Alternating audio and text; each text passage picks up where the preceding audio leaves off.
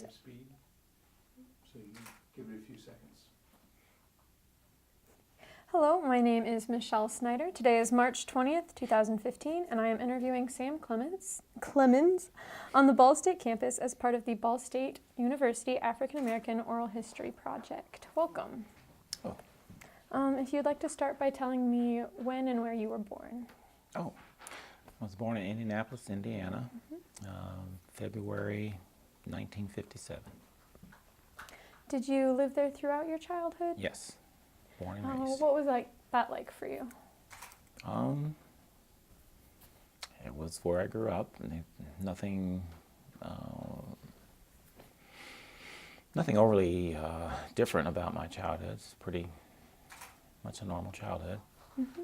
Do you have any siblings? Yes, I had brother, older brother, younger brother, and a younger sister.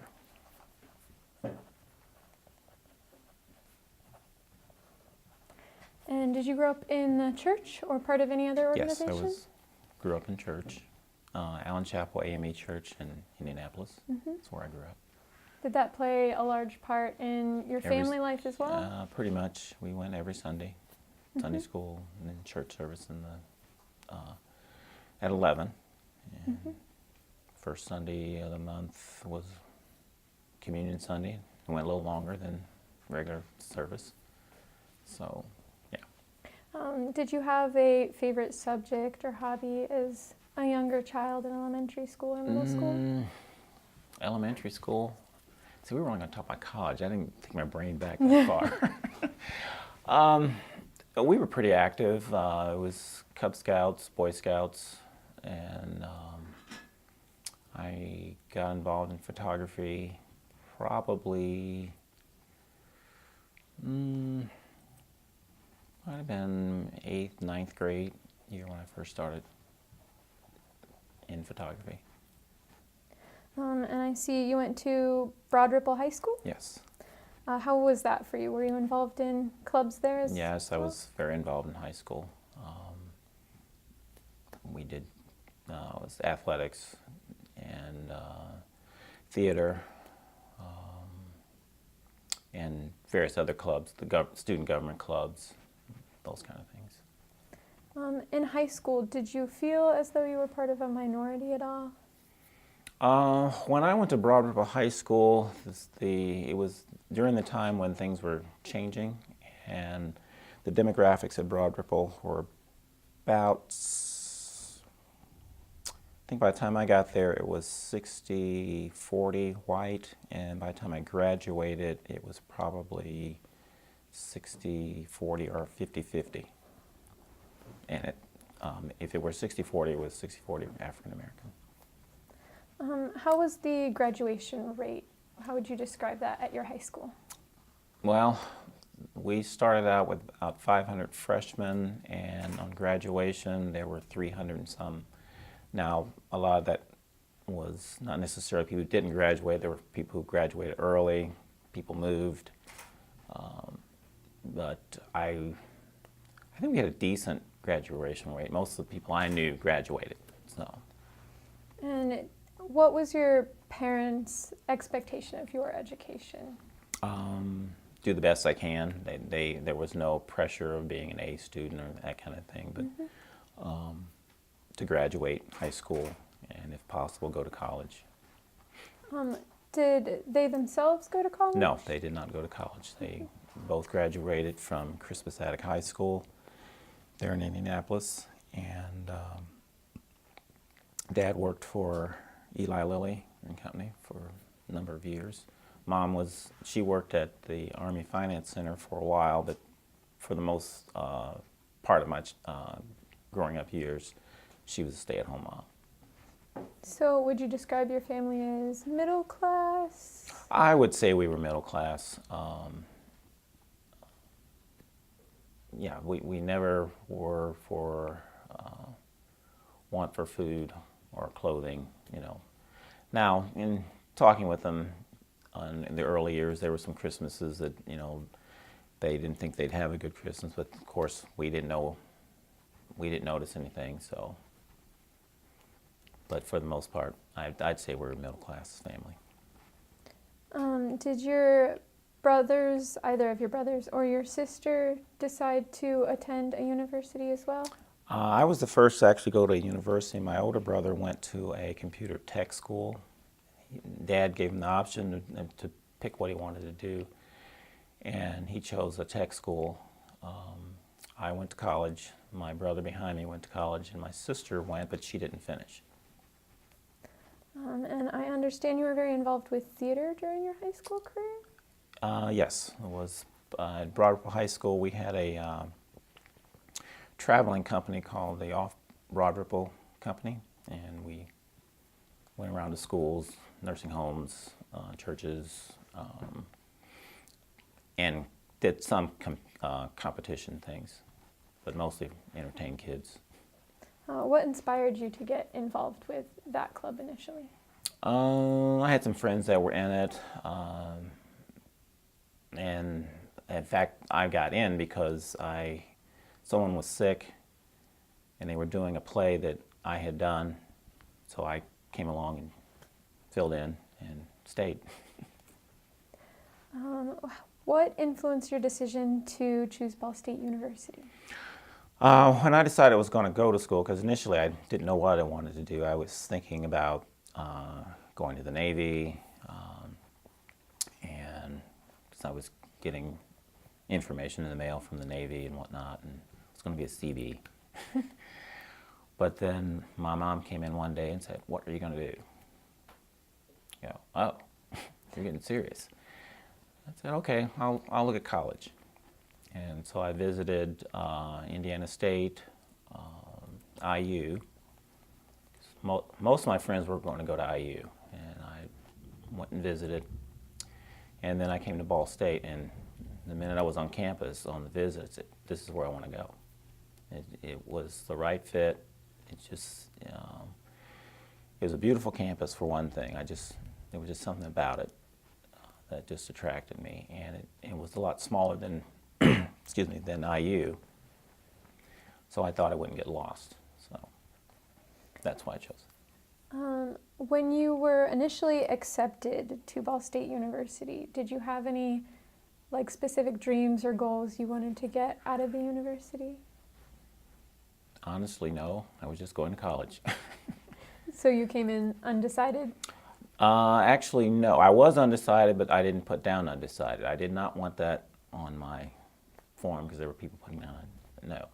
So I put down the things that I knew. I was involved in journalism. Didn't mention that earlier. Photography. So I was on the yearbook and the school newspaper. Not that I was thinking that was going to be my career, but I put that down as journalism and then also theater. I put down theater as a minor. And then also, once I got to Ball State, found out there was an aquatics minor. They were just starting it that year. And that was one of my other interests. I was a lifeguard starting my sophomore year, I think it was. I was a lifeguard with the city pools. And so I put that down as my other minor. So I had major and two minors to begin with. And then later on I changed.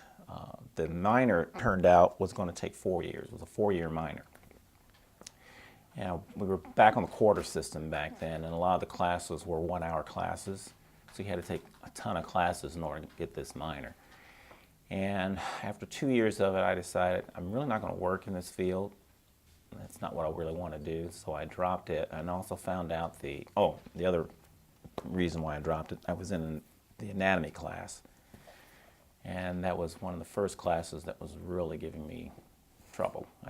It was also just, even though I could memorize things because of theater, memorizing muscles and bones and things just was not my cup of tea. And rather than flunking the course, I withdrew and dropped the minor, the aquatics minor, and found out that the theater major, by just taking 6 more classes, turned it into a major. So I ended up switching that from a minor to a major. So I had a double major in theater and photojournalism. And you were part of the aquatics club, is Yeah. it? Hmm. Was that kind of your way of keeping aquatics as part of your interest group? Well, I did that for maybe just a year after I'd finished, after I dropped the aquatics, because it just didn't have time for it anymore after that. But yeah, I did that. What other clubs were you involved with here at Ball State? Cardinal Corps. I don't know if that still exists. But, back then,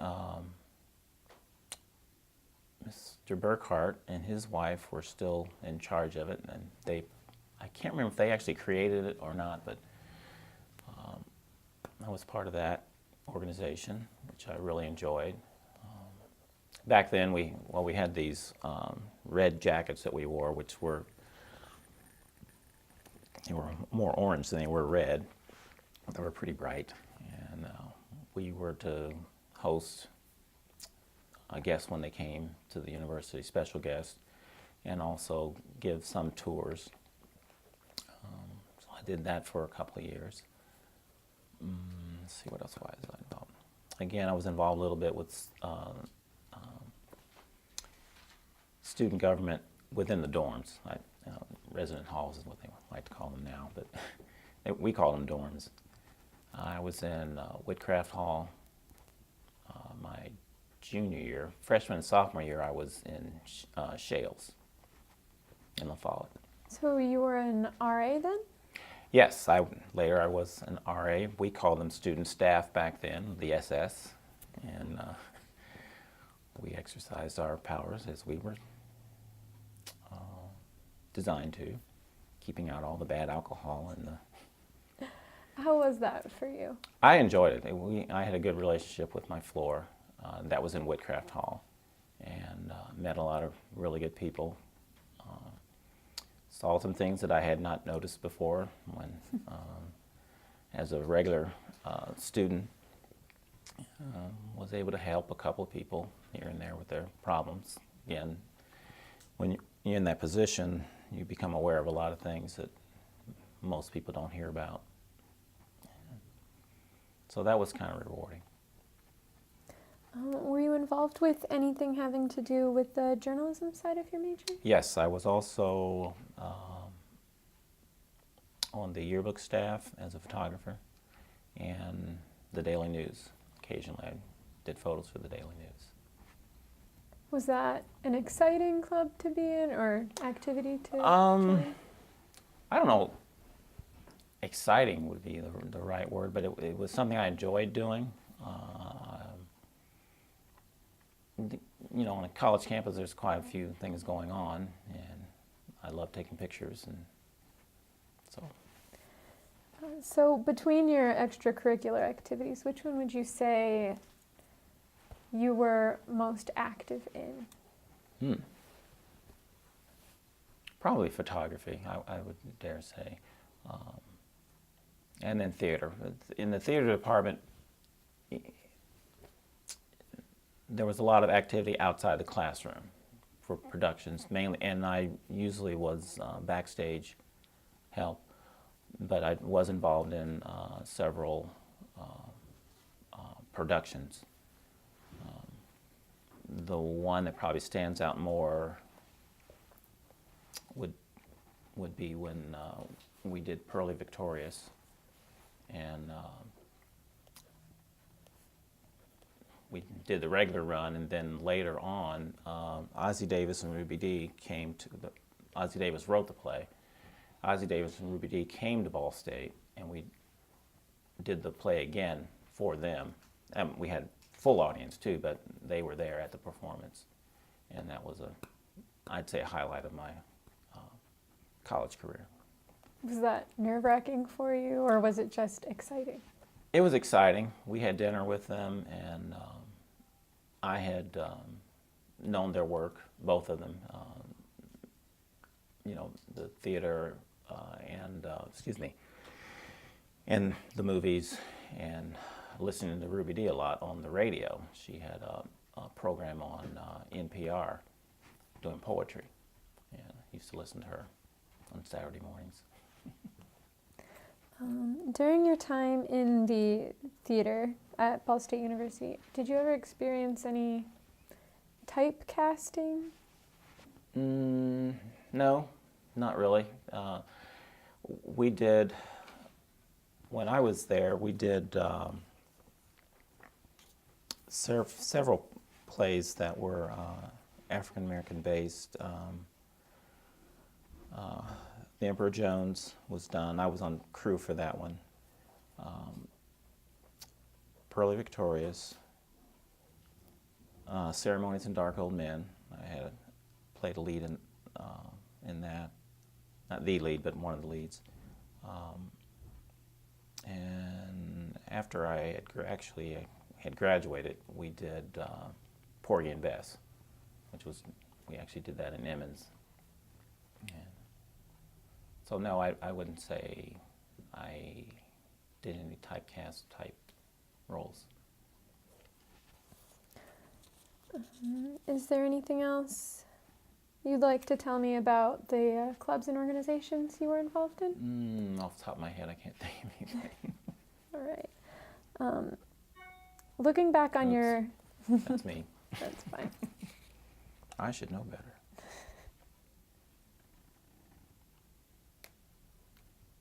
Okay, we're good. Looking back on your graduation day, how was that for you? It was pretty exciting. I was the first in my immediate family that graduated from college, and in the larger family, there were one or two of my cousins who were older cousins who had graduated, but our generation was the first on my dad and mom's side to go to college, and so it was a big deal. And It was a so, pretty big deal. was your whole family in attendance? Yes. Even the ones that didn't want to come, they had to come. Did that make you feel any pride for your family, or was it more just a pride in your individual accomplishments?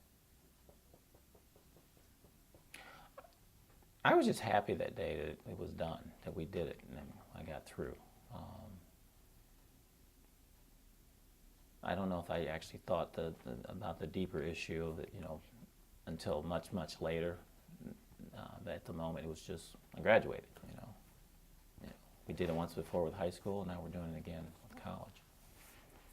I know you said you were involved in church as a child. Did you continue your involvement through your... College, I kind of got away from it. My freshman year was a little involved, but then I kind of drifted away. The which busy happens schedules.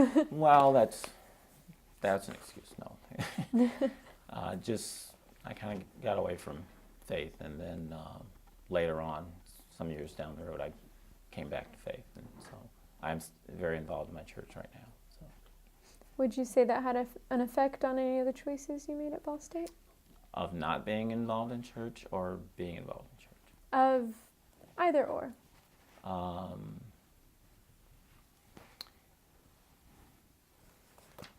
Let's see.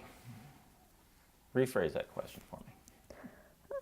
How did being involved in church before going to Okay. college and then deciding to take a little break from it affect your decisions in college? Growing up in church gave me a moral base, and even though I wandered away from the church for a while, there was a level I wouldn't go below because of that. Even though I wasn't practicing my faith, there were some things I said, no, that's wrong. I'm not going to do that. Now, it didn't mean I wasn't doing some things that I would consider wrong now or not wise, but I did have a foundation and an understanding of right and wrong, and that's kind of how I ended up coming back, because I knew that. All right. So tell me a little bit about the job you got after graduation. Okay.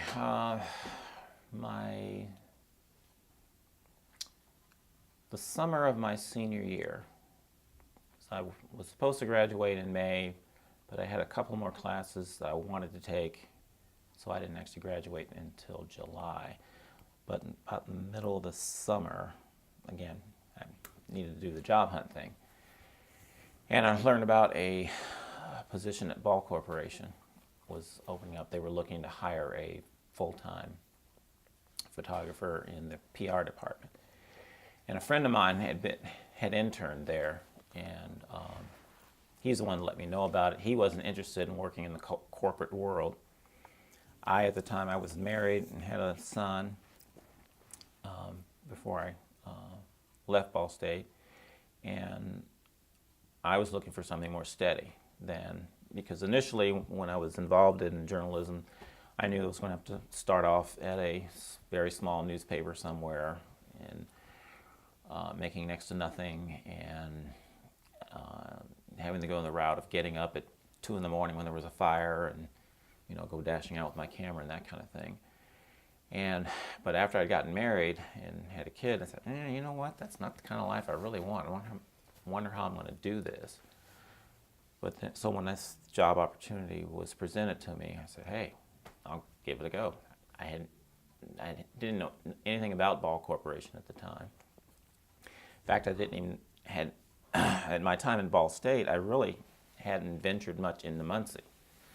I pretty much stayed on campus, occasionally would go somewhere. I think went to the mall 1 or 2 times, but that just never really interested me. Everything I needed to do was on Ball State's campus.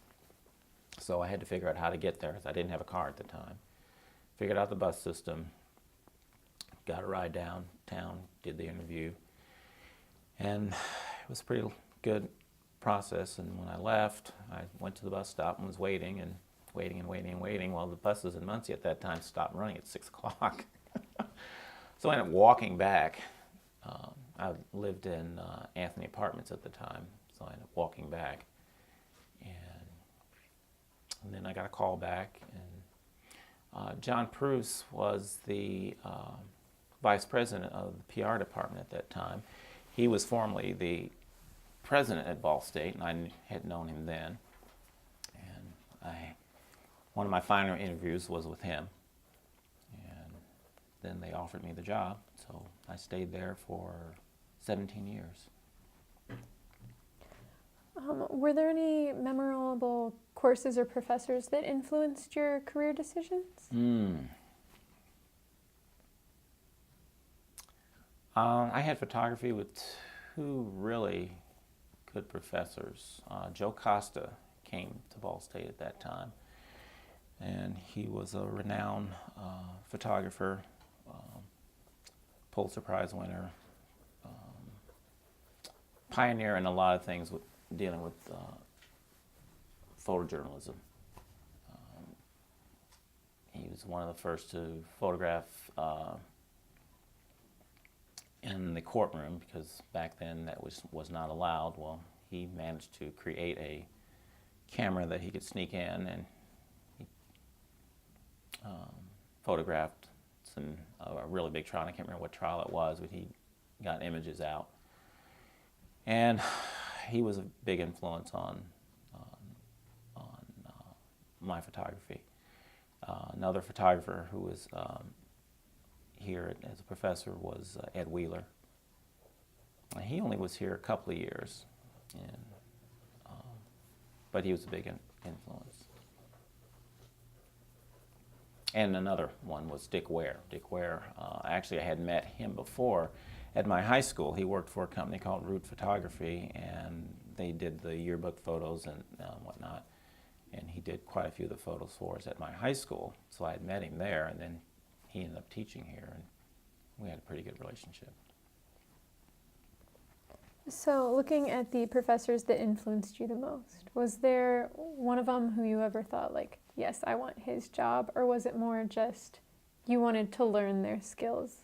I think it was more just wanting to learn their skills. I don't ever think I was interested in being a instructor at the college level. Teaching was not what I wanted to do. I know you mentioned that John Pruis was the president of the HR department. Yes, John Pruis. Pruis like juice. Gotcha. That's what he used to say. Everyone around here says Pruis Hall, but that is incorrect. It's Prus. Would you say your connection to Ball State helped you get that job? Maybe, but they hired most of the people there. The locals got their degrees from Ball State, so it's just kind of natural around the Muncie area. I don't know that that was the key thing. What was the job market like when you graduated and began looking? In '79, I don't know if it was great at the time. I was just very fortunate. I knew that I was very fortunate to be working in the field that I went to school for. Because a lot of folks that I was in college with, I know a lot of them were not working in that field as a regular job. You know, some were doing freelance work, but you know that was hit and miss. But I was very fortunate that I was actually doing something that I went to school for. What were the highlight moments of your career with the Ball Corporation? Oh, wow. There were a lot. First highlight was the first time I flew when I worked for them, because I did travel quite a bit for them, and that first flight was a little nerve-wracking, but because I'd never flown before. When I was growing up, our family trips, we drove everywhere.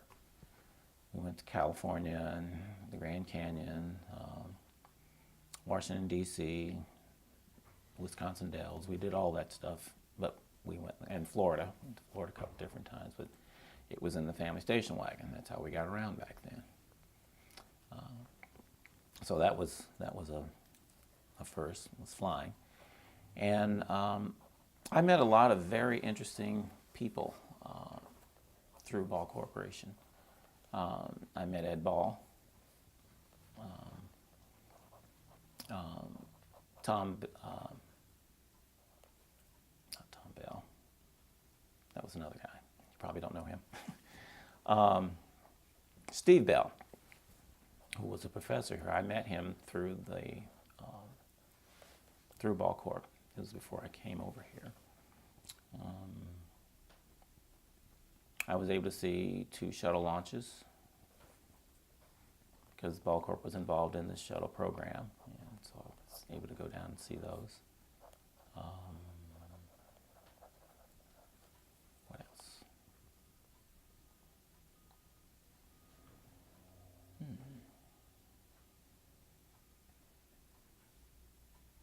Well, I was pretty much published worldwide because I did photography in their annual reports and a lot of the flyers.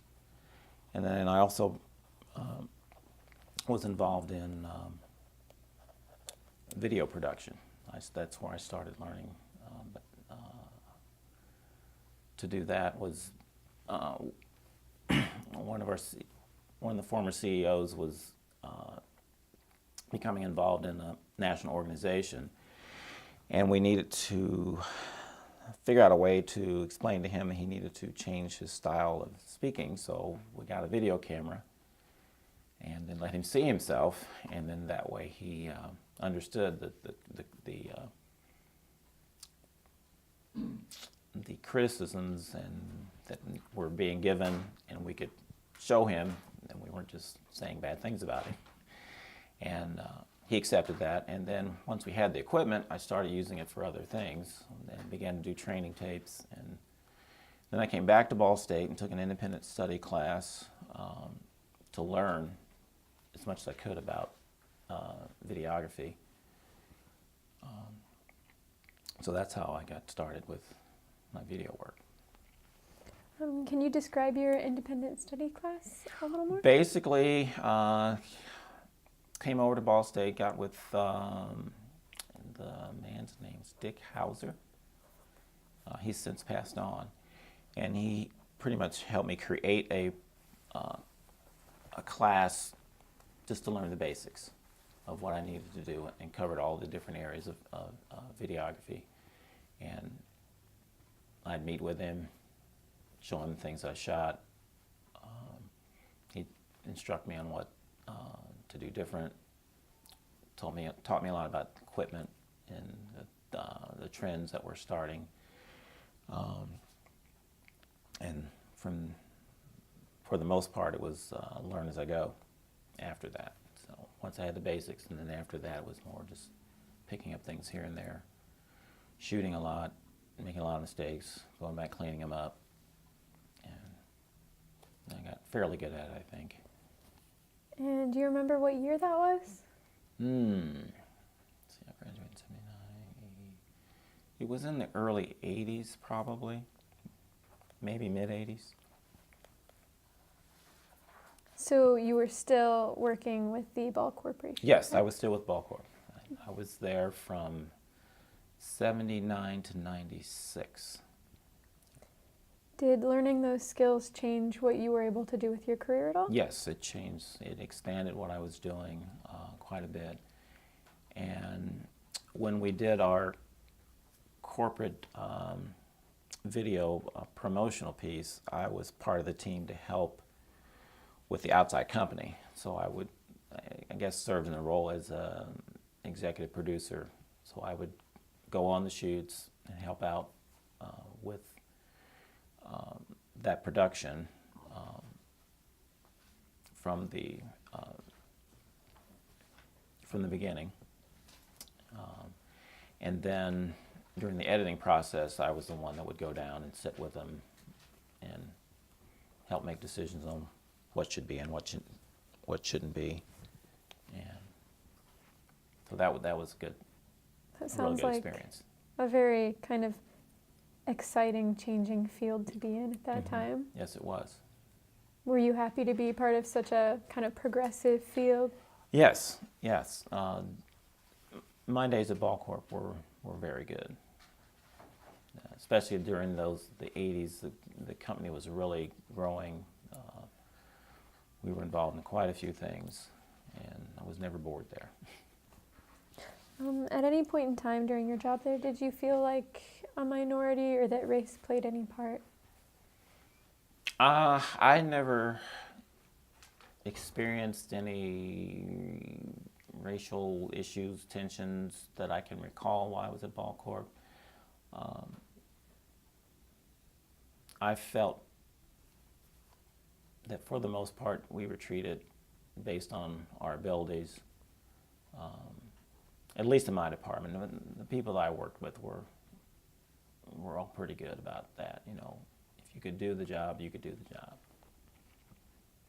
And you also got married during your time at the Ball Corporation? Actually, I got married while I was still in college.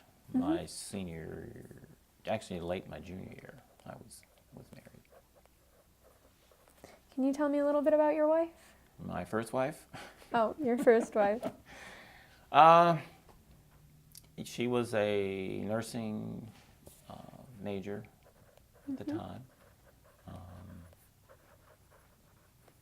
She was from Anderson. And we had 2 sons. And what else? What else do we know? What else would you like to know? Did being married during your college years affect your ability to concentrate on classes or? No, I don't think so. I don't think it. Now, of course, my priorities changed a lot once the first son came along. You know, some of the activities I would have been involved in, I wasn't because I needed to be at home with my kid. Now, I was still busy particularly with theater, because that kind of stuff you still had to do, and work on the newspaper and yearbook. You know, I didn't do as much as I would have done had I not been married. But I'm not. I wouldn't say I regret that. You know. And I understand you're currently married? Yes. Could you tell me how you met and when you married your? I met my current wife at the daycare center. My boys were going there. Well, yeah. They both were there at that time. And that's how I met her. And now we have a daughter between us, so I have 3 kids altogether. And her name is Teresa? Her name is Teresa. Mm-hmm. Teresa Clemmons. And I understand she is of a different racial background? Yes, she's white. Did that ever affect how people viewed your relationship? I don't know how people. Yeah. I'm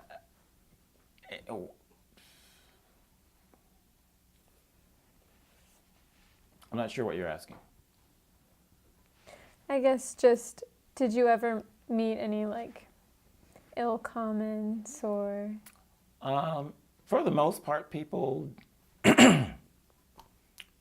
I've not had to confront people directly with comments like that. Now, I've heard some things that people had said, but direct comments, most people don't do that. I don't think they want to take a chance with me in those kind of comments. And when was your daughter born? Hannah was born, she's 22. She just turned 22 on the 18th. She was born 93? Is that right? You right? Someone do the math. It sounds mathematically right. 93. I know the birth date. I don't worry about the years. And I know she's 22. In 1996, you switched jobs, is that Yes. correct? Yeah, not by choice. Ball Corp was making some changes. Which later found out, which wasn't surprised, they were preparing to move to Colorado. And so the year before they announced that, they decided that they needed to reduce the force because there was a lot of duplication with our Colorado office folks and people we had back here. And the majority of my department was part of that group that was laid off. And several other departments too. But they were really good. I understood why they were doing it and whatnot, and they were really good to us. They helped us job search. We did receive severance package, so it wasn't like what you hear a lot of companies where they just say, you're done, thank you very much, see you later. So I was told in July that I was part of the group that was being let go. I'm probably, excuse me, as part of the first group too, because I had no idea it was coming.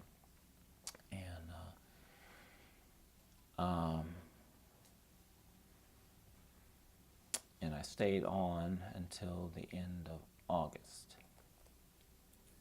And I think I had my job offer from Ball State by,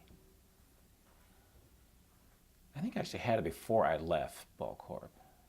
So I really wasn't out of work. I think I took a week between, so I never really was out of work. Now when I first started at Ball State, it was a part-time position, but a full-time was opening up, and so I applied for it in December of that same year, and got it. And so I've been there since '96, or been here. I know you mentioned how well you worked with your former co-workers. Did you stay in touch after you left the Ball Corporation? There's one or two of them that I do see regularly. One of them we go to the same church. And the others, it's been a little more difficult to keep in touch. And that's partly me. I'm one of these folks that, as long as you're around, we're in contact. I don't do real good at long distance relationships. If I see you, yeah, we're good. And I don't know if it's a guy thing, but I don't really. Now, and that's one of the nice things about Facebook, is I do see people on there occasionally, people I knew, and so I can see what they're doing and see their kids' pictures and that kind of thing. Grandkids' pictures, mostly. Did you feel you were as good of a fit with your coworkers at your new job at Ball State? Pretty much, yeah. I got along really well with folks I work with. And can you tell me more about your specific position when you started and then when it switched over to full-time? Okay, I came on as a production assistant, or PA is what they call it. And like I said, it was just a few months before I applied for a producer-director position, which is the same position I hold now. Producer-director, primarily, I would like to think of it as a project manager. You know, a project comes in and gets assigned to one of the six of us. And depending on the size of the project, we either do everything or we get a crew together and, you know, from one other person to maybe 20 other people, depending on what the project is. Most of the projects, though, it's pretty much 2 or 3 of us will work on it. What has it been like being in a field where the technology is continuously updated for that stretch of time? For some of us old fogies, it's a pain because you're just learning how to work something and then they want to change it. Say, hey, does the product still come out the same if I use this program or this program? But for some people, it's okay because they're really into the technology part of it. I'm just into getting the project done. The technology, you know, it's okay. Being in Muncie and a part of Ball State for so long, what would you say the biggest change on campus for you has been between 1996 when you started and now? Biggest change on campus? Well, the look has changed tremendously. I mean, if anyone's not been here in 10 years, they'll be really surprised. And if you haven't been here since the 70s, you won't recognize the place. It's changed that much. And the number of buildings has increased quite a bit, even though we still have the same amount of students, pretty much, that were here when I was in college. There's so many more buildings, nicer buildings. One of the things like food service, you know, we ate in dining halls. You guys have chefs and eat in what looks like restaurants now.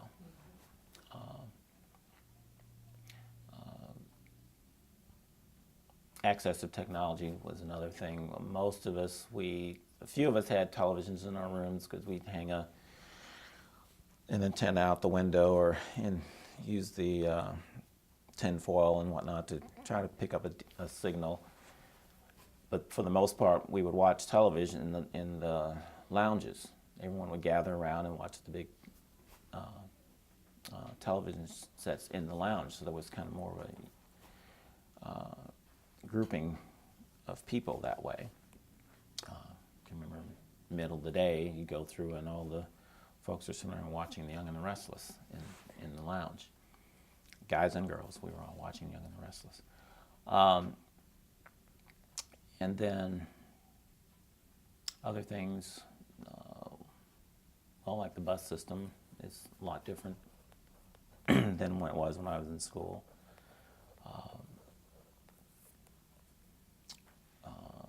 Well, the computers, and that's all different. You know, that was all, the laptops didn't exist back when I was in school. Now, you know, everyone has mobile devices or have access to Wi-Fi and can get anything anywhere. I was in the library early today and was talking to someone there and how different it is. There are computers on just about every floor there, where card catalogs used to be, or we had to physically go through files to look up things, and then go get the book. Whereas now, pretty much the students can get the information from their dorm room rather than coming out to the library. I I know you mentioned that when you were in college, the TVs kind of brought people together because people didn't have as much access. Would you say the advances in technology have made people a little less community-oriented? As an old fogey, I say yes, that's probably true. Because, well, you just walk down the campus, and whereas when I was in school, when you walk down campus, you're talking to the people standing next to you. Everyone now is walking down campus, headphones on, earplugs in, on their devices, and not talking to the person next to them, unless they're texting them. And I've seen that, where they're texting each other and they're standing in the same room. You know, I don't understand that. Now, on the other hand, you can say with the technology, I'm able to, like I mentioned earlier, I'm able to keep in touch with some people who aren't here without a lot of effort. You know, now usually it's just kind of a hi thing or our like, you know, a photo or something, or a comment they might have made. Or can greet them on their birthdays a little more regular than if I didn't have that technology. But yeah, so I think we probably aren't as close as we once were before all the technology. Other than the technological advancements, has the architectural growing of the college affected your job at all? Not really affected my job as far as making it more difficult or anything like that. It's just another building we have to go through. What kind of things do you cover in your productions here at Ball State? Oh, we do just about anything. It depends on what the professors or administration or just other staff people need for video. Training, tapes, lectures, special events. We just did an event out at the Alumni Center last week. We had a Nobel laureate who was here on a panel, and we recorded that, put it up on the on media sites so it can be accessed. So that was kind of exciting. You know, it's the first Nobel laureate I had to deal with. Would you say there's any project that's influenced you more than any others? Off the top of my head, I can't think of anything. A project that influenced. Oh, yes. We did a documentary a few years back on Ed Ball. It was at the turn of the century. In fact, the title of it was Ed Ball's Century. And he was a son of one of the founding Ball brothers who helped establish Ball State. And I knew him from my days at Ball Corporation, and I was the director of that piece. And it was a very nice production to be involved in. Nancy Carlson, who just retired from Ball State, was the writer and the executive producer of that, and she's someone I really enjoyed working with. The next project right after that, which was kind of influenced by Virginia Ball, was our Indiana Outdoors program that we produced. And again, Nancy Carlson was involved in that too. And that was a television series that we put together through the Virginia Ball Center. Student-led, but I was one of the producers to help with that project. Yes. So did you work directly with the students? Yes, I did. At that time, I did. What was that like for you? For the most part, it was very enjoyable. Most of the kids, young adults, were very talented and were able to listen and learn. Now, of course, there were those that knew everything, and so we had to deal with that. Let them fail, and but for the most part, it was really an experience. Did you feel you could relate to them better having been a Ball State student yourself, or do you think there was just too much of a time gap there? By that time, it's probably too much of a time gap. Yeah. I was an old person to them.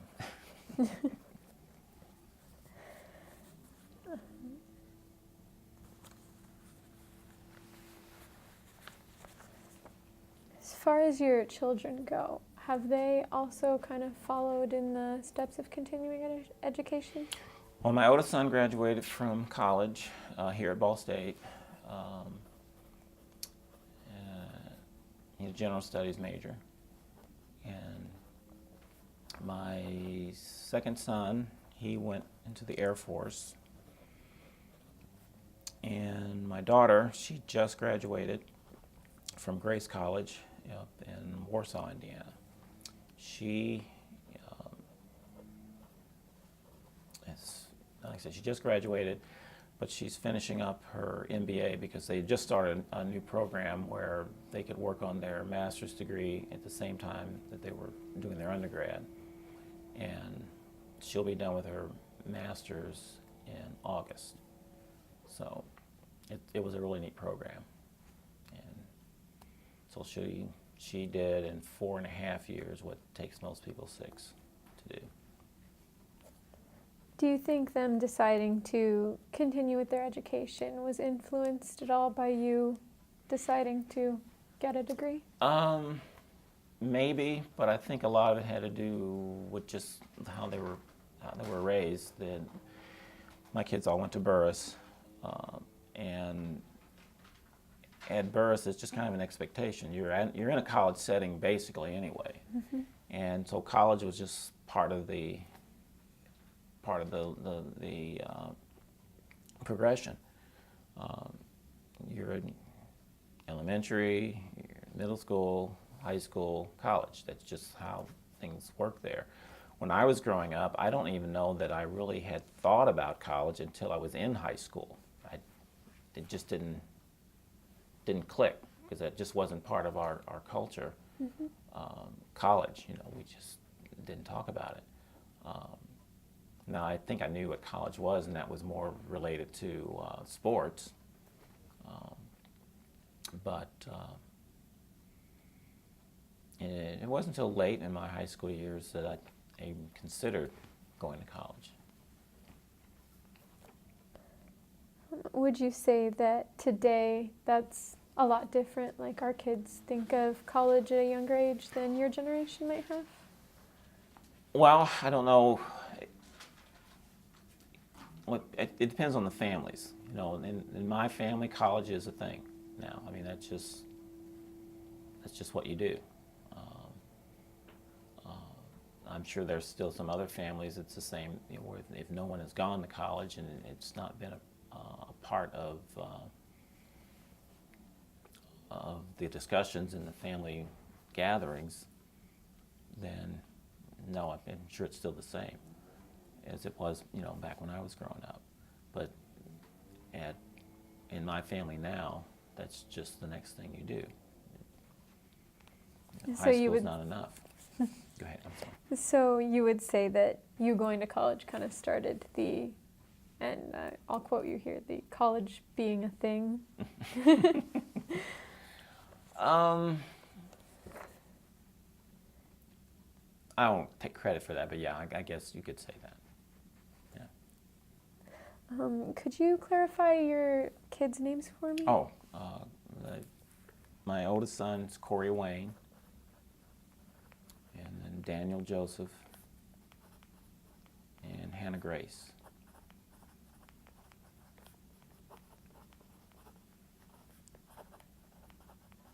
And you said Corey was the one to attend Ball State? Yes. How would you compare what you know about his experience to your experience here?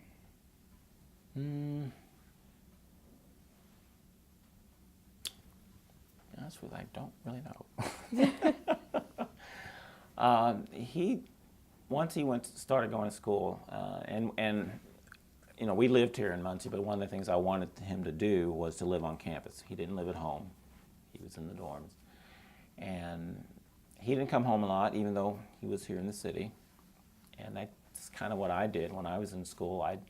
Even though I came from Indianapolis, during the time I was in college, the thing to do was, Ball State was known as a suitcase college, because every weekend, starting Thursday night, Friday, people left the campus. They didn't stay on campus. They went to other campuses, what a lot of them did, or they went home. I didn't go home a lot every weekend. I'm in college now. I don't need to go home every weekend. I would go home for the holidays, or every once in a while I would go home if there was something special going on at home. But I stayed on the campus, and my son pretty much kind of did the same thing. So what he was doing on campus, I don't know. But he graduated, so. Could you describe a typical campus weekend for me when you went to college? Oh, typical campus weekend. Well, being involved in the different things I was involved in, there were, with photography and whatnot, if there were events going on campus, you know, we were out shooting those things. The dorms usually had special events going on. Not every weekend, but a lot of weekends there were some things happening. If there were a football game or a basketball game or, you know, those kind of sports, you know, I attended those just as a spectator mostly. Every once in a while, you know, I might have been taking pictures, but most part it was with the guys. You know, we'd go and hang out. Trying to think.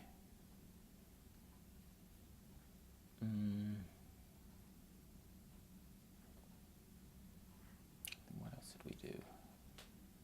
Occasionally we would go home with roommates, you know, go to their hometowns and check out things there at their place, and try to learn a little bit about what they were like, you know, just to hang out. I know you called Ball State a suitcase college. Yeah, that's what the term was back then. Could you elaborate a little for me why you think that might have been? Well, Ball State wasn't, when I was going, it wasn't one of the colleges, you know. It was IU or Purdue, or for some other schools, other students, it was, you know, another school out of state and whatnot, if they could get there. They wanted to go where the big things were happening. So that's what they did. You know, bigger parties, better parties, or whatever. And again, there were the other folks who just went home because they wanted to be around their friends that they grew up with or family, you know. But I don't know if that's the case now. I think students stay here quite a bit now.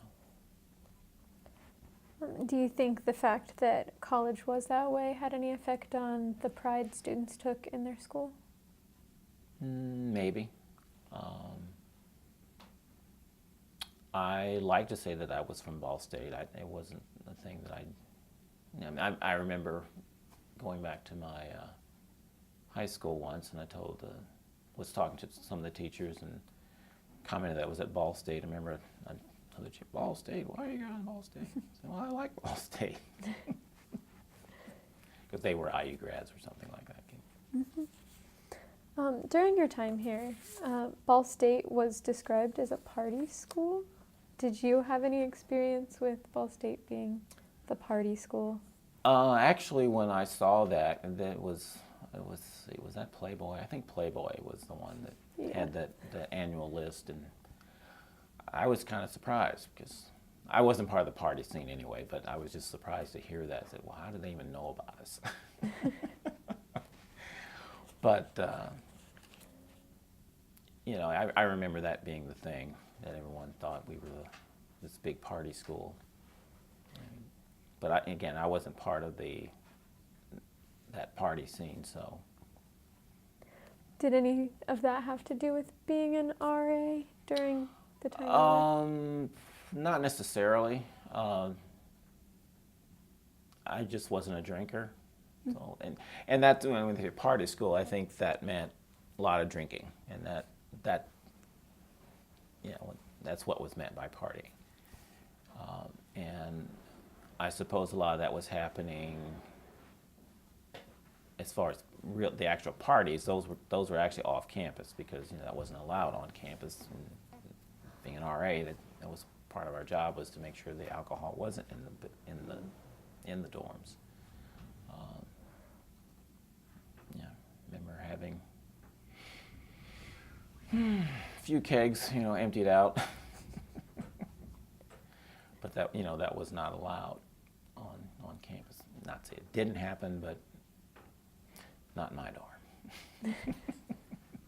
Not while you were on watch. Not when I was on duty, no.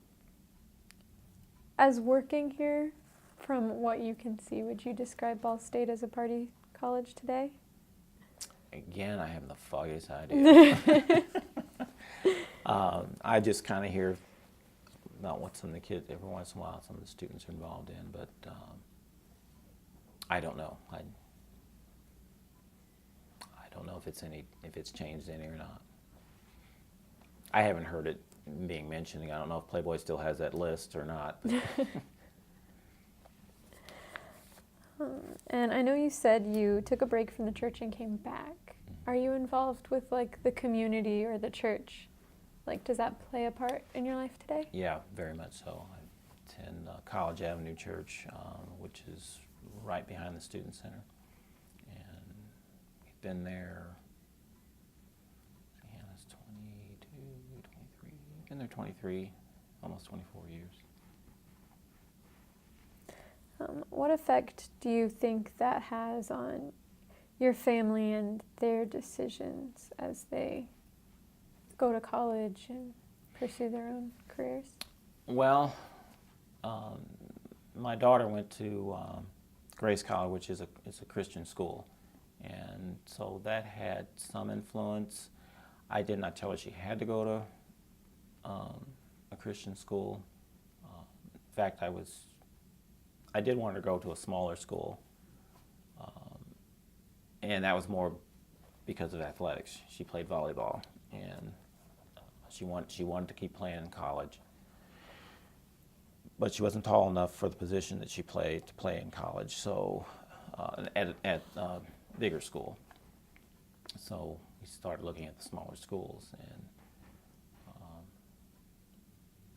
we were approached by Grace College, and I was glad that we made that choice. I know you described Ball State as a smaller campus when you were here. Do you think she gets kind of the similar small campus feel that perhaps you got being at a smaller university? Well, Grace is a lot smaller. Yeah. Actually, it's smaller than my high school. So I don't know that I would have gone to a school quite that small. But Ball State, 20,000. Again, I think of it, I said a smaller campus, but it's more mid-size. And for me, that was good. But I think the experience she had at her school was very good for her. And so you've been in Muncie kind of since you decided to leave high 79. school. Yeah. Did you picture yourself staying in Muncie? No, when I took my job at Ball Corp, I said I was going to be there 2-3 years max. No way I was going to get a 5-year pen. And I was there 17 years. And I probably, had they stayed in Muncie, I probably would still be there. Where did you picture yourself going? Oh, when I was in my senior year, as a photographer, the dream job at the time was to be a staff photographer for National Geographic. That was the job, and I was going to do that. And then we found out that they didn't really have staff photographers. They generally use freelancers, but still, you had a 6-month assignment usually when you were working for them, and that was what I wanted to do. And travel the world and on someone else's dime, and see all kinds of exotic and wonderful things, and take pictures all during that time. But then after I got married, that all kind of changed, and I had to get down to earth, get a real job that was going to pay to feed the family. So would you say you now feel more connected to this community than Oh yeah. you would have to the dream you had before? Oh, probably, yeah. I even early on, after leaving Ball State, I got involved in the community. Was involved in things like JCs, and active at my kids' school, Cub Scouts, Boy Scouts, and of course involved in the church. So yeah, I feel pretty connected to the community. In the past, Muncie has been described as sort of an island community. If that, how would you compare its seclusion from when you started college here and now? I think it's gotten a little. When you say an island community, are you talking about an island between Ball State and the Muncie community, or are you talking about Muncie, just an island community as a whole, in relation to the whole state? The second one, them kind of looking inward more than reaching out.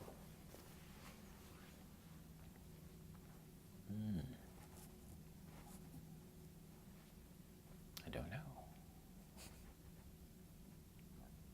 Maybe it hasn't changed that much.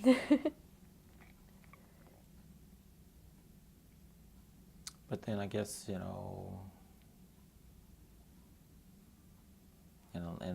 some ways I may be that way too. I pretty much deal with my family and my job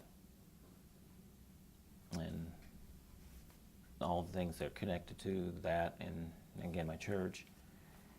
I guess I really don't look that much outside of that either. So I just see what we do here in Muncie. I don't know. I know you were personally affected when the Ball Corporation decided to move.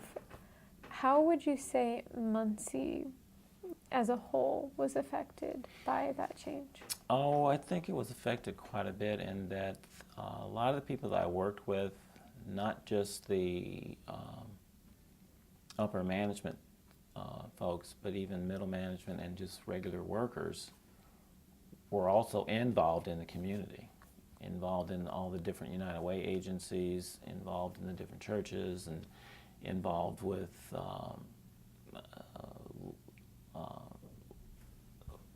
local politics. And a lot of those folks left, taking their income and their influence and their expertise, all that left. And that was not necessarily a good thing for Muncie.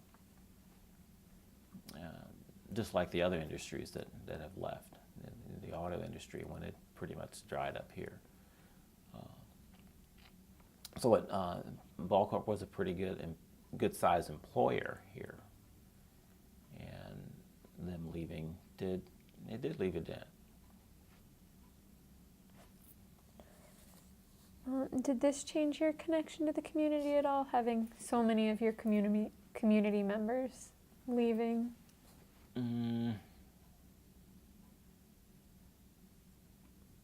Maybe a little bit, yeah.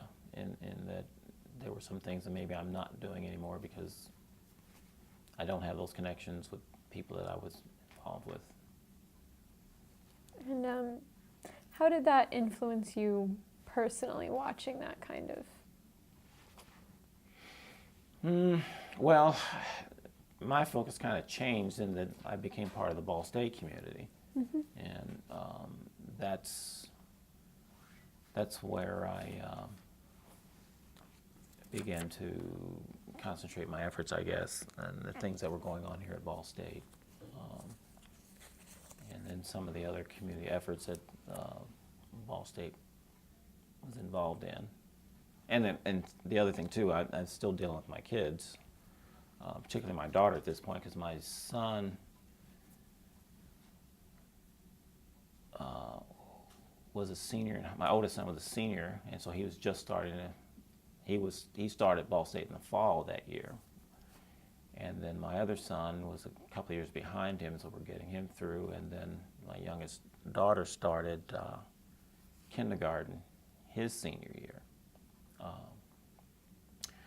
and then of course we followed her career all the way through. So our focus kind of was with the kids. I understand that your wife works with a nonprofit organization? Yes, she is the executive director of A Better Way, which is the domestic violence group that they run a shelter, and they have other programs. They're also in charge of the suicide hotline, and then a lot of preventative programs, and which puts them in the schools, the elementary schools particularly. And yeah, she's pretty active there in the community. How would you say that her involvement influences the community as a whole? Well, I'm hoping that it's making people aware of the problem, that it is, it's much too big of a problem, and it covers all levels of the community. It doesn't matter, a lot of people think that's low-income folks who are involved in it. Well, it's not. It has nothing to do with your race, your economic status. It's a mindset that's gotten into some folks, and they think it's okay to do this, or they don't know how to control it, and that kind of thing. And she's doing a lot to try to bring awareness to folks here in this community about the problem that is there, and the issues behind it, and what can be done to prevent it. And, yeah. Would you say that her actions and your actions in the community affect Ball State presently? Yes, I would say particularly what she does affects is affected by Ball State, and she affects Ball State. She has a lot of Ball State students that volunteer there, so hopefully they take what they know back to Ball State, and imparts the wisdom that's needed to be told to the young ladies as well as the young men that are here on this campus to prevent violence, particularly amongst families. She does offer a lot of training that's available to the college-age students, because many young ladies get involved with relationships that are not good, and she has programs that teaches them the warning signs, and it's better to get out sooner than to be involved in the relationship for a while, because it gets much more difficult to get out of it. So would you say that Ball State's relationship with the community is strong?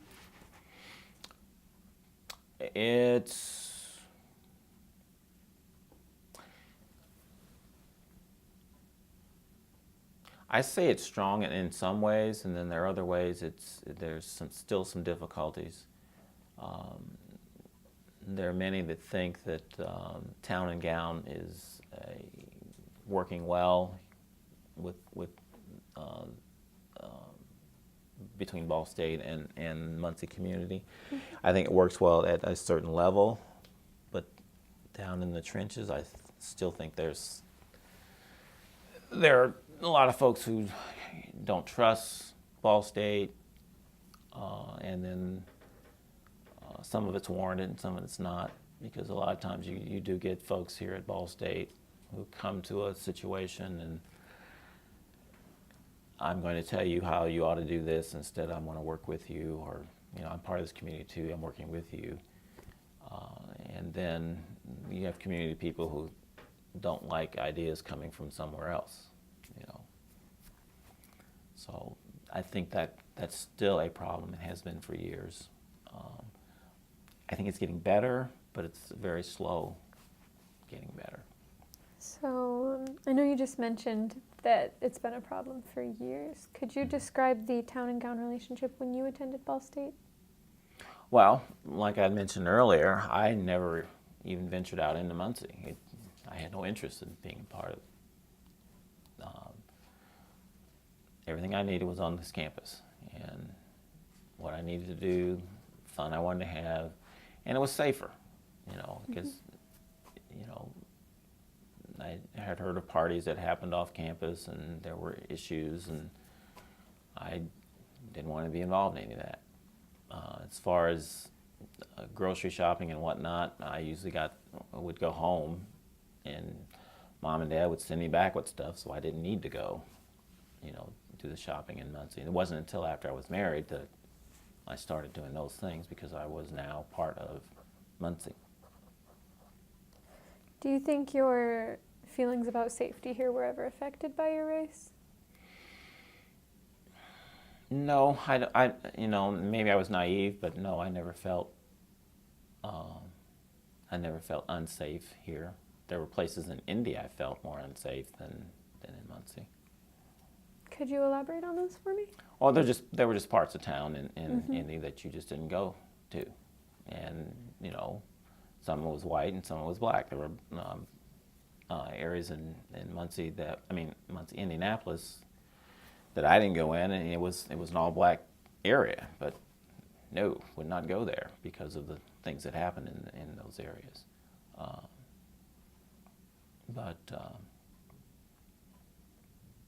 No, I don't ever remember feeling unsafe when I was at Ball State, or even now in Muncie. No. I know you mentioned there was a little kind of self-segregation in Indianapolis areas. Did you experience that at all, like on campus in a smaller scale? An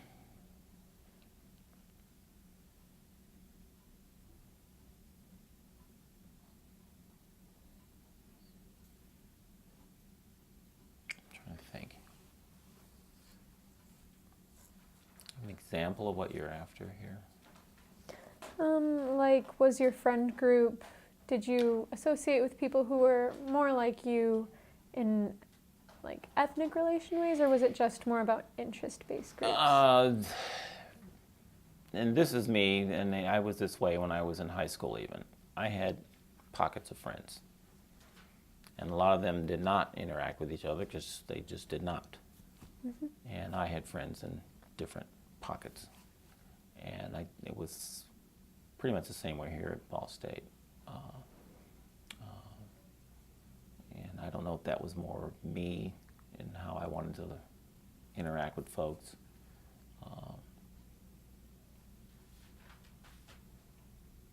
So yeah, maybe there might have been some self-segregating in some of those groups.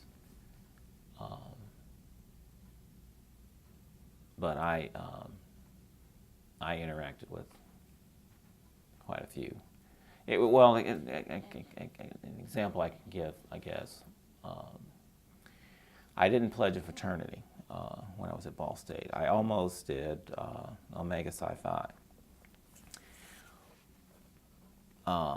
which is it's a black fraternity.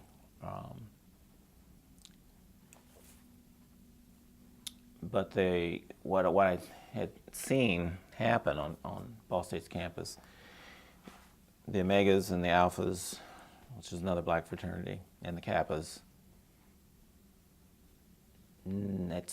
sometimes they weren't getting along with each other. And I had friends who were Omegas, I had friends who were Alphas, and I had friends who were Kappas.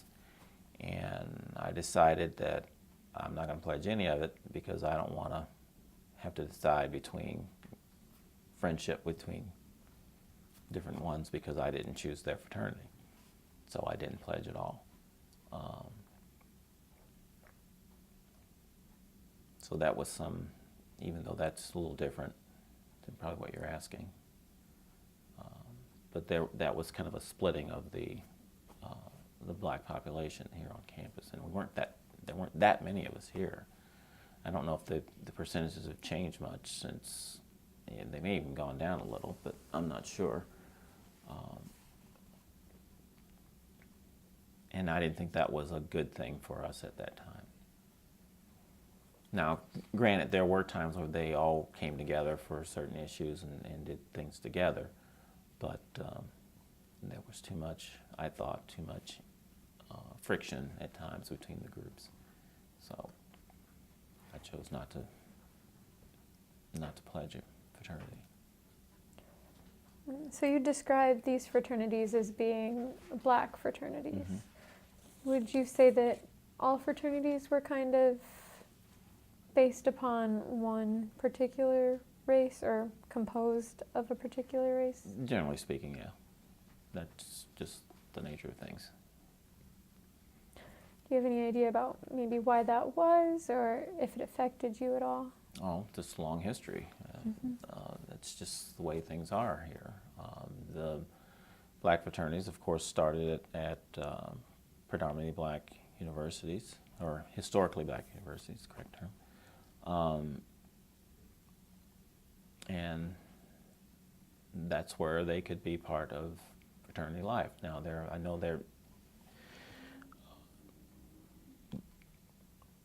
at one point that they worked, they accepted people from outside. And in fact, as far as I know, none of those three fraternities ever excluded anyone. No one, the Caucasians didn't necessarily join or even look to join. So, and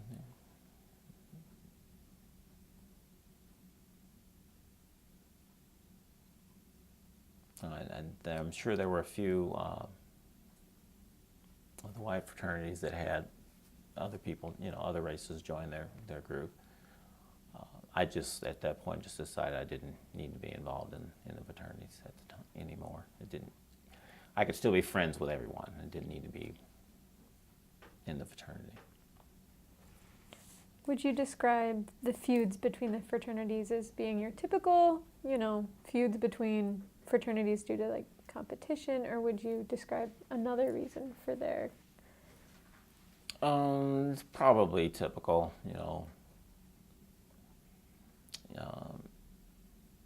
you looked at my girlfriend, I'm getting my fraternity brothers to help me. Silly things like that. Yeah, just probably typical. I don't think it'd be any different. Do you think that fraternities are more integrated or civil with each other today or since you've left in your experience? I don't know. Okay. I don't have anything to do with fraternities, so I really don't know what's going on there. Do you believe your choice not to join a fraternity had any effect on your choice not to partake in the party atmosphere of the school? No, because I had independent friends who partied a lot, and I just wasn't into being. I liked having fun. I'm not necessarily being a prude about it. I liked having fun, but I just didn't get into drinking. The whole key to the party was drinking as much as you can and getting drunk, just for the sake of that. I never saw the logic in that. So what did you do for fun on and around campus? Played cards. I learned how to play euchre when I came to Ball State, so played a lot of euchre. We went to movies. We dances, and then they used to have the fraternities used to have a lot of dances. There would be one every 3 or 4 weeks. One of the fraternities or sororities would have a party, or a dance, and I enjoyed that.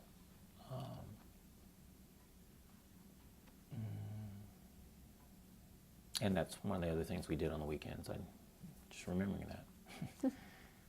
But we would have the dances and go out to eat, that kind of thing. Mostly pizza. A lot of Domino's pizza back then.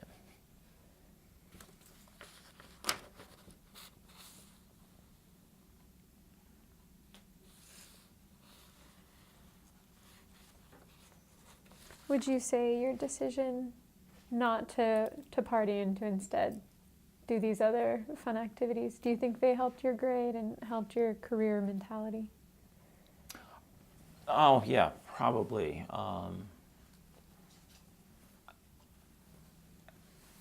I was always of a mindset, when I was at Ball State, I had friends that would skip class or slough off on their grades, or, and I was of the mindset that I'm paying for this. My parents helped, but I worked every summer. And back then you could have a summer job and make enough during the summer that you could pay for your tuition. You can't do that now. But back then I could. So during the summers I worked every summer. And I had a job on campus. I forgot to mention that too. I guess I did. I worked when I was on campus.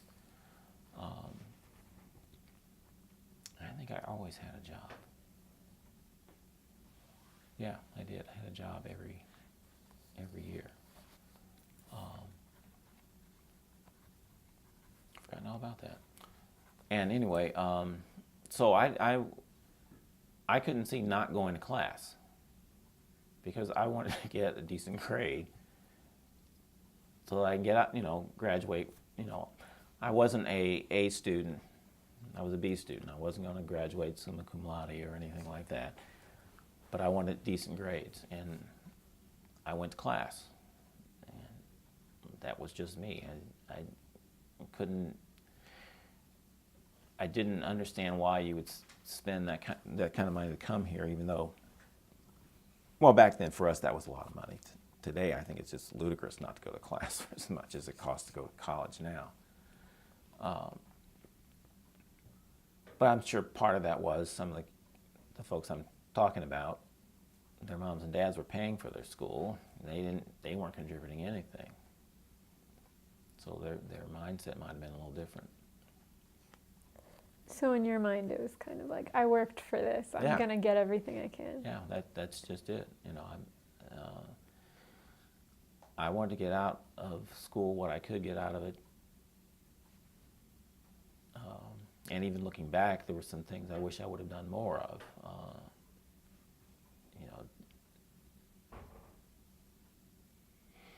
Things like, which I try to encourage students when they come to Ball State, when they have the different lectures and the things at Emmons and whatnot, go to all that stuff. That's all part of learning. I didn't attend any of those type lectures and guest speakers that would come unless you were getting extra credit for it. That's kind of the mindset I had. But in hindsight, those were things I probably should have been attending just because. If you're just sitting around doing nothing, go to this. Go to those special speakers that come in. Learn what they know. It can only help you. Could you describe the job you had on campus for me? I had several different jobs. I worked, again, I was a lifeguard in high school and whatnot. Well, I was also a lifeguard here at Ball State. I wasn't one of the regular ones. That was a hard job to get in on, so I was a sub most of the time. I worked in the men's locker room in Irving Gym. So I did laundry in the locker room. Where else did I had another job. What was my other job? Oh, when I was an RA. That basically paid for my room and board, and that was necessary. And but yeah, every year I was working. What was that like for you, having a job and class in your social life? That was just all part of it. It wasn't. It wasn't an extra burden or anything. Most of the time, when I worked in the locker room, while the laundry's going, I could do my homework if I hadn't gotten it done. So it didn't keep me from, studying or whatnot.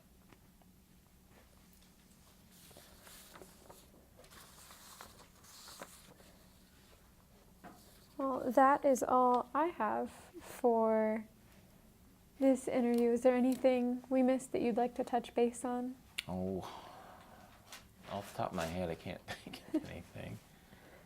Yeah. Just got a few notes, and we may have covered some of those already.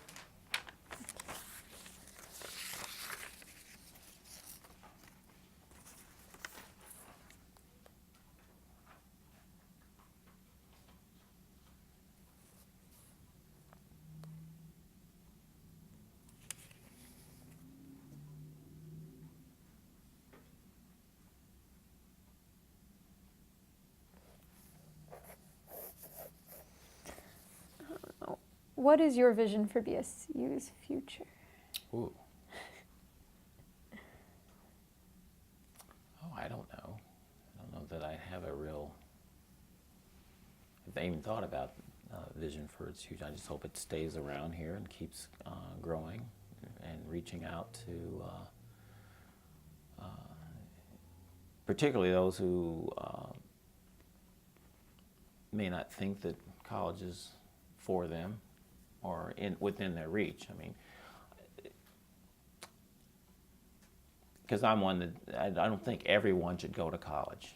That's been a trend over the last 20, 30 years that everyone should go to college, and I don't believe that's true. But I do believe a lot of people, it is good for a lot of people. There are many people who would be just as well going to a trade school and learning plumbing, learning carpentry, because we still need those folks. And everyone who comes here, this is not necessarily what they need or what's good for them. Sitting in a classroom and listening to a lecture is not for everybody. And it's particularly with the cost of college anymore. It's not even. Depending on your career, it's not a good investment because if you're going to be a carpenter or a plumber, and you spend 4 years in college, you could have been spending 4 years learning being in an apprenticeship and getting paid, rather than investing thousands of dollars here for something you're not going to use. Now, again, I think college is good for many people, and I'm glad that my daughter went to college, and my son. Some ways I wish he'd have done something a little differently. He got a good education. I'm not saying that, but he's more of a work with his hands type person, and might have been better if we did something different. Do you see anything in the future happening with the town and gown relations, or is there anything you'd change? Oh, I think it's improving already. The new president has already reached out in the community, and I think the reach back has been good. So I think it's heading in the right direction. And again, like I said, it has been improving a little, but there's still a bigger gap there than I think what some folks want to admit. I know before on one of your previous jobs, you mentioned meeting Ozzie Davis. Yes. What was that like for you? Did you learn anything specific from that meeting?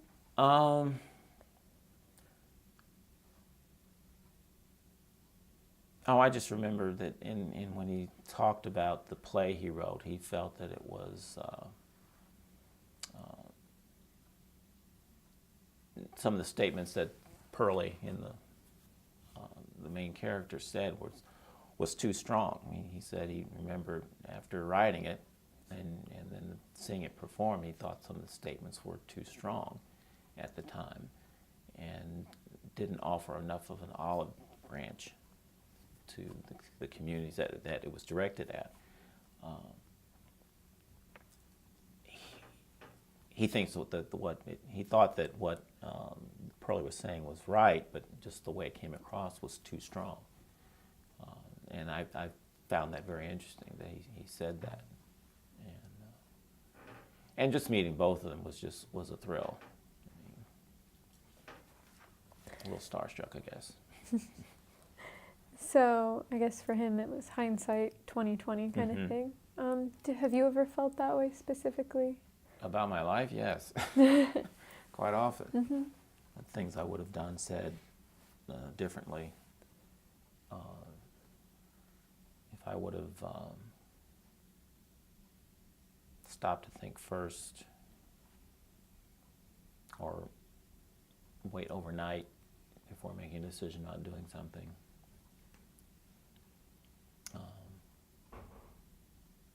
Or been bolder about doing things, take the risk. It's pretty much a safe person. But I'm sure there were some other things I might have been involved in or done. I would have taken the risk. Going ahead, would you advise your children to take risks and be Yes, I would. bold? And do you think they've become bolder because of that?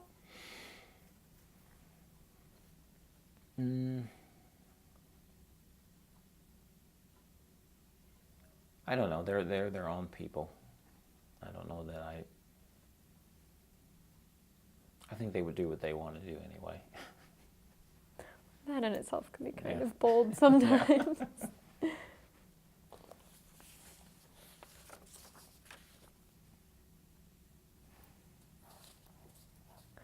All right. Is there anything else you'd like to mention? No, I think that's about it. Thank you. Well, on behalf of the Ball State African American Alumni Oral History Project, I'd like to thank you for your participation in our interview and your responses and your story. Thanks. Glad I could help.